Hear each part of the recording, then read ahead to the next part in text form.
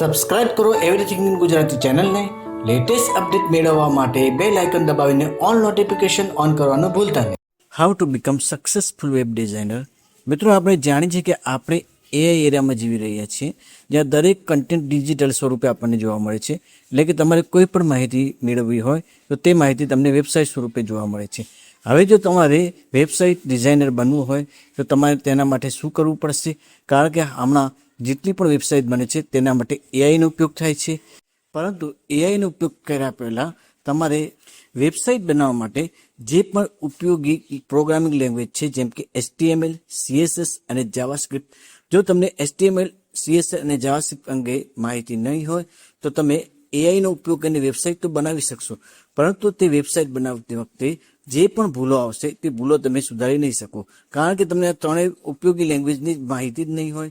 તો મિત્રો, જો તમે એક સક્સેસફુલ વેબ ડિઝાઇનર બનવા ઈચ્છતા હો તો હું તમને એકદમ ગુજરાતી સરળ ભાષામાં HTML, CSS અને જાવાસ્ક્રિપ્ટ શીખવાડીશ, અને તે પણ એઆઈનો યુઝ કરીને આપણે કઈ રીતે તેમાં ઇમ્પ્લિમેન્ટ કરીશું તે કમ્પ્લીટ માહિતી આપણે વિડીયો બાય વિડીયો શીખીશું. જેમાં સૌપ્રથમ આપણે HTML શીખીશું, ત્યાર પછી CSS શીખીશું અને ત્યાર પછી જાવાસ્ક્રિપ્ટ શીખીશું. મિત્રો, જ્યારે પણ આપણે વેબસાઇટ બનાવીએ છીએ તો તેમાં HTMLનો ઉપયોગ વેબસાઇટનું સ્ટ્રક્ચર બનાવવા માટે થાય છે. તે જ પ્રમાણે CSSનો ઉપયોગ તમે જે સ્ટ્રક્ચર વેબસાઇટ બનાવી છે તેને ડિઝાઇન આપવા માટે થાય છે, અને જાવાસ્ક્રિપ્ટનો ઉપયોગ જે વેબસાઇટ છે તેની ફંક્શનાલિટી એક્ટિવ કરવા માટે થાય છે. એટલે કે વેબસાઇટ પર તમને જેટલા પણ પ્રકારના બટન્સ જોવા મળે છે તે બટન્સને એક્ટિવ કરવા માટે થાય છે. હવે તેને આપણે લાઈવ એક્ઝામ્પલ થ્રુ સમજીએ. મેં અહીંયા Amazon.comની વેબસાઇટ ઓપન કરેલી છે. અહીંયા તમે જોઈ શકો છો કે અહીંયા વેબસાઇટ વેલ ડિઝાઇન છે. જો હવે આ વેબસાઇટ પરથી હું CSSને ડિસેબલ કરી દઉં, જેના માટે મેં એક એક્સટેન્શન ડાઉનલોડ કરેલું છે. એક્સટેન્શન ઓપન કરીને જ્યારે હું CSSને ડિસેબલ કરીશ, તમે અહીંયા જોઈ શકો છો કે હું અહીંયા CSSને ડિસેબલ કરું છું. જ્યારે હું CSSને ડિસેબલ કરીશ તો તમે જોઈ શકો છો કે વેબસાઇટની ડિઝાઇન ચેન્જ થઈ ચૂકી છે. તો વેબસાઇટ પર જ્યારે CSS એક્ટિવ હતું તો વેબસાઇટ વેલ ડિઝાઇન તેમજ ખૂબ જ સરસ લાગતી હતી, પરંતુ જ્યારે મેં વેબસાઇટને CSS ડિસેબલ કરી દીધું તો વેબસાઇટનું લુક તમે અહીંયા જોઈ શકો છો કે લુક એકદમ ચેન્જ થઈ ગયું છે. હવે તે જ પ્રમાણે જે જાવાસ્ક્રિપ્ટ છે તેનો ઉપયોગ જેટલા પણ બટન્સો છે તે બટનને ફંક્શન કરવા માટે થાય છે. હમણાં અહીંયા ગૂગલની વેબસાઇટ ઓપન છે. ગૂગલની વેબસાઇટમાં હમણાં કંઈ પણ સર્ચ કરીશ, એક્ઝામ્પલ તરીકે જો અહીંયા Amazon હું સર્ચ કરું છું તો અહીંયા Amazonનું રિઝલ્ટ પણ આવે છે, અને જ્યારે હું Amazon ઇન્ડિયા પર ક્લિક કરીશ તો તે વેબસાઇટ પણ ઓપન થશે, એટલે કે વેબસાઇટની લિંક પણ જોવા મળશે.